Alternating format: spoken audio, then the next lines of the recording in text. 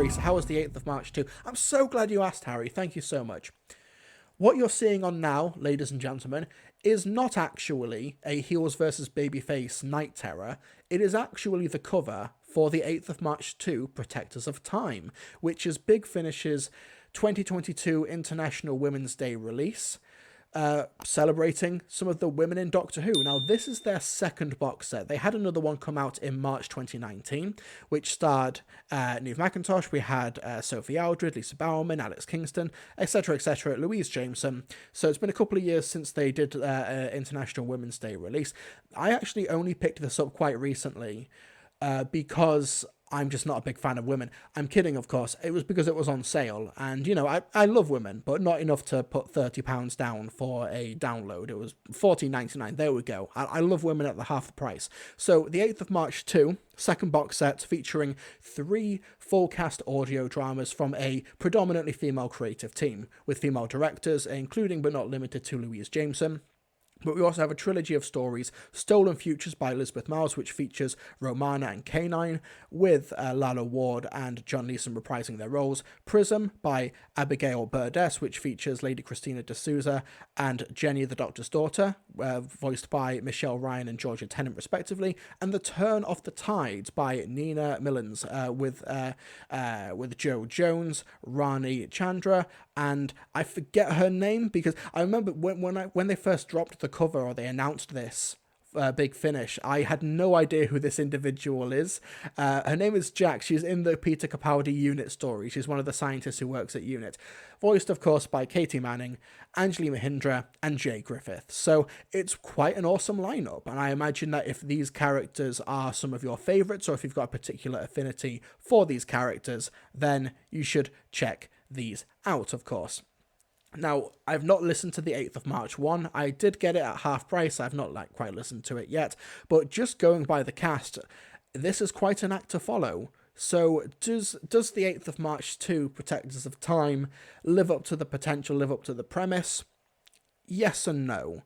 I think that it's a pretty good box set, but I do think that a lot of the box set is based on whether or not you are a big fan of these characters. And I think that's exemplified in the first one, Stolen Futures by Elizabeth Miles, because this is a Romana and K9 story.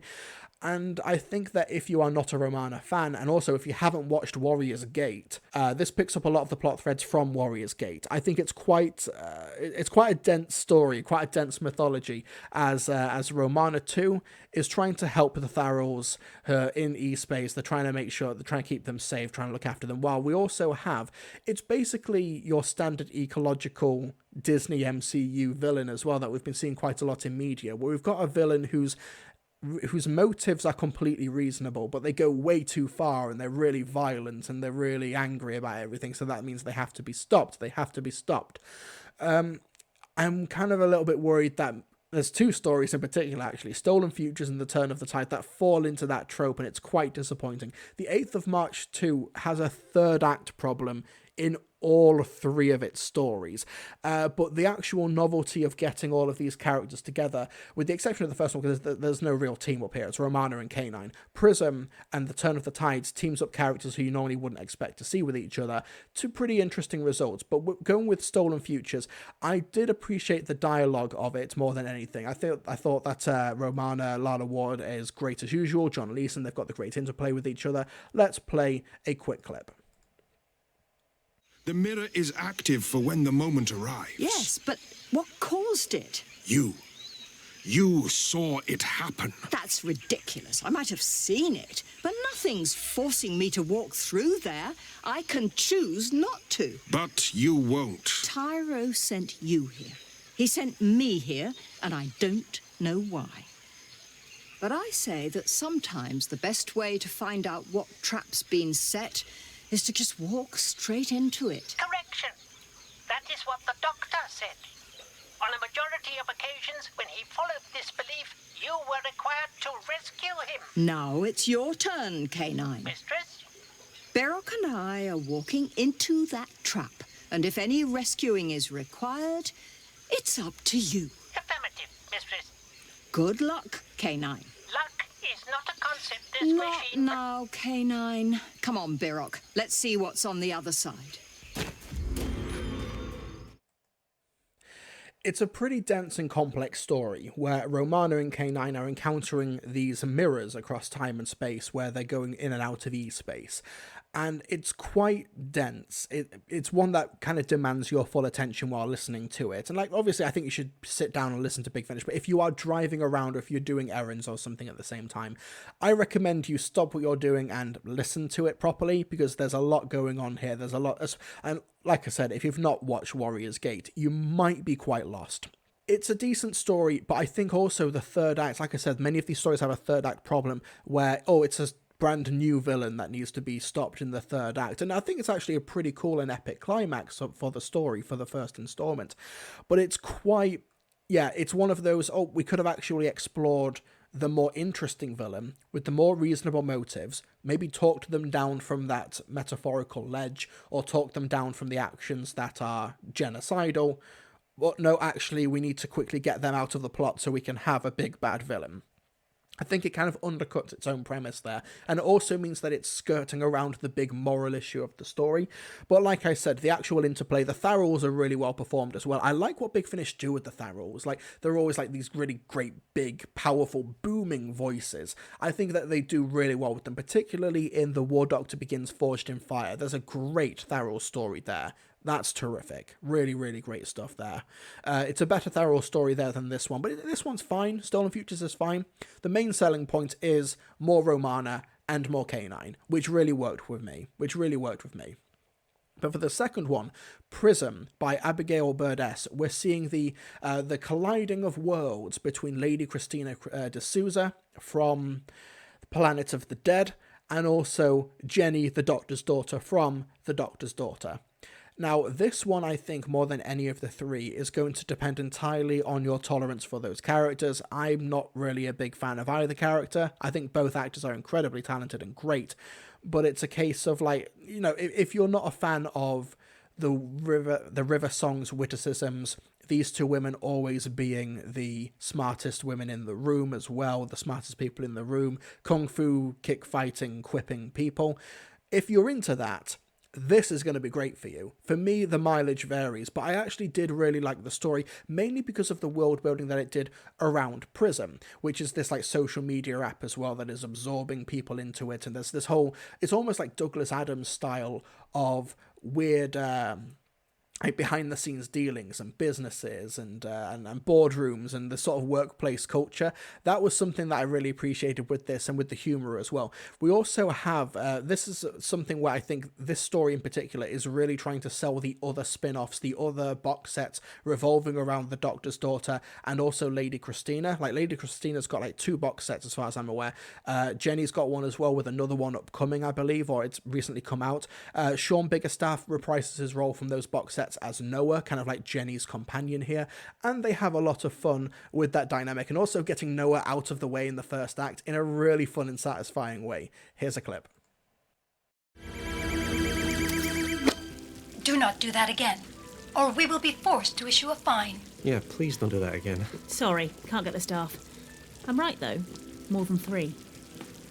Technically, that wall is in approximately pi to the power of 9 places at once. Oh, someone's been doing origami with the fabric of space-time. That's impossible. What do we say about the I word? It's usually just something I haven't got round to yet. I'd like to see for myself. Dan, apprehend Jenny Doctor's servant. Of course. Ow, ow. I knew he was a robot. Hey, I broke the rules, not Noah. I cannot touch an investor. But him. Ah! You said a fine. We are fining you your servant. Can I pay another way? You would rather pay stocks than a flesh fine? Yes, do that. Stocks, not him. This is highly unusual. We could put him in escrow, a holding state, until after the meeting. Escrow channel prepared. Where is this holding state? Not far. Jenny, don't worry. I'll be... Ah! What happened? Where did he go? Noah? Your ticket. To retrieve your servant. Don't lose it. it's a two-pronged narrative approach. You've got Jenny and Noah, although Noah is quickly slooped out of the story with that great, very ambiguous water drop sound effect, which I thought was really terrific. So you've got Jenny in this like weird dimension place, this this conference meeting place, and also Lady Christina on Earth having adventures in the Mighty 200 bus on Earth, and the two don't actually meet until like the last 10 minutes of the story, which I think for those who are really wanting this crossover might be a little bit disappointed. However, I actually think the dialogue and the interplay is terrific, but in the making of feature, writer Abigail Burdett says that the inspiration for the story came from how like women are often being excluded in the tech sector, meaning that the unintended consequences of that means that many computer programs and algorithms wind up being programmed and initialized with a gendered bias. And I think that's a really interesting concept to base a story around, and that's what Prism seems to be trying to do. However, that and the concept of, as well as in the story of all of the people who are being stolen by Prism, this social media app, this device on laptops and phones, apparently in the story, all of the people being stolen by Prism are women. But that never really finds a through line in the story itself. I didn't even notice that it was all women being stolen in the story itself until Abigail mentioned it in the feature. And also in that clip, though, Graham Vick plays Dan, who's the robot with the oddly soothing and calming voice. He's terrific. He plays like 5 or 6 roles in this story, but that robot character, mwah, he's terrific. Graham Vick, this is his very first Big Finish performance, his very first Big Finish box set, his first Big Finish role, and I really look forward to seeing him come back. I hope he comes back. He's terrific. He's great in this as well. But yeah, Prism is fine. It's some fun social commentary about social media and being absorbed into stuff, but I think that it doesn't quite stick the landing. But the actual interplay between Christina and Jenny, when they do finally meet at the end, is fun to watch. And the world building that happens, particularly with Jenny's side of the story, was the highlight of it. But I think that the most fan-pleasing story, the most fan-pleasing one of this box set, is the third one, The Turn of the Tide by Nina Millens, which is kind of selling itself in a sense as a Sarah Jane Adventure sequel, where you've got Rani, who's investigating these natural anomalies happening across the earth. You've got Joe Jones, who is investigating in the Amazon, who's doing conservation work in the Amazon, and you've also got Jack, who's investigating stuff on her own front in UNIT as well.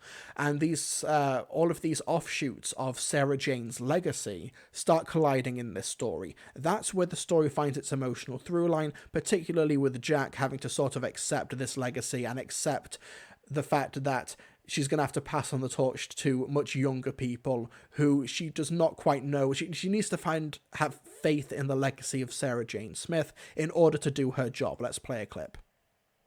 I've got eyewitness accounts recorded and filed. After yesterday's moon tremor, I strongly suspect we're looking at some kind of alien intervention. Cute. Really? Very cute. I'm sure your little vox pops and sleuthing will make a compelling article, but you can let the professionals take it from here. I don't think you understand. It's much more than just... With all due respect, I don't think you understand.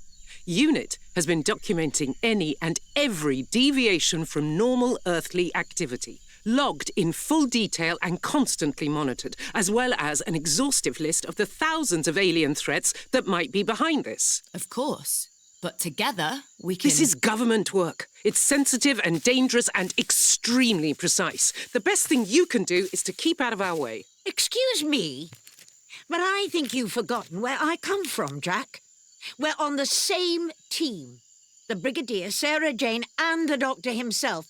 Rani is part of that tradition. We couldn't and wouldn't keep out of your way, even if we tried. Ms. Jones... Of course. I came to find you on a consultancy basis. But I can't let amateurs tag along. Puzzle Boy in the chat, you mean a Sarah Jane Adventure spiritual successor? What did I say? Did I say something different? I meant to say Sarah Jane Adventures like spiritual successor, like a sequel series to that, basically, where it's Joe Jones, it's Rani Chandler, and it is Jack from UNIT as well. I think that's the most interesting stuff, but once again we get to that third act. We get to the third act, and all of a sudden we're dealing with a villain. There's a third act twist that doesn't quite feel credible. It never really landed for me personally in terms of like, oh, who the actual big bad was and their motives and everything. And it's another one of those, oh, we wanted to save the Earth from these from humans ravaging against it, but oh, we actually need to destroy all of you. I understand that this is media that is aimed at a younger audience. It's in the Doctor Who universe, but doing it twice in the same box set kind of feels like it's copping out a little bit, especially how the threats do resolve in the end. It just seems like massive quirks of fate. But the main reason to listen to this story is, of course, Anjali Mahindra is back as Rani, and the interactions that she has with Jo Jones, with Katie Manning, who is, of course, on top form, is wonderful and terrific, and just has so much enthusiasm and energy for the role. I was kind of surprised at how much I enjoyed Jack, as how she's sort of, like, she kind of needs to defer the authority to people with experience outside of the laboratory. I think it was a really good and interesting direction for the story to take, and also not an obvious one. Like, for example, if you go for the 8th of March box set 1, like I said, I've not listened to this, but you look at the cover and you think Women of Doctor Who. Oh, okay, so you've got Vastra, you've got the women from Unit, you've got River Song, Leela, you've got Ace, you've got Bernie Summerfield. Yeah, you know, these are sort of the more obvious picks. You know, these are kind of the first choices. But for the 8th of March 2, it's kind of more interested in the pairings, and it's sort of like, okay, so who can we add here to make the story more interesting? And Jack is absolutely one of those. I think that it's a decent box set overall. It's fine. It is not a must listen. It is not essential. I support, of course, the creative rationale behind it. International Women's Day, doing a box set about stories, about characters who would not traditionally be as represented in the medium. Otherwise, absolutely great. I think the cast and crew, everybody assembled, is great. I think the stories themselves, though, almost all of them kind of have third act issues as well. I think that they sort of took the premise of who to put in the story, introduce those into the story and in these universes in really interesting and fun ways, but towards the end, when it actually had to resolve the stories that they were in, I think that those might have needed a second pass, or maybe just another reconsideration as to how those stories in the 8th of March 2, Protectors of Time, ended. And also, there's a weird through line in the first two stories. Stolen Futures is revolving around these mirror gateways and these mirror dimensions. And then in Prism, the reason that Jenny and Noah find themselves in this strange intergalactic boardroom place is because they go through a mirror. So I think, oh, wait a second, like, are all of these going to be brought together through these mirror dimensions, through these gateways? And then nothing like that happens in the Turn of the Tides at all, and it was like, oh, okay, so that was just a massive coincidence for those two stories.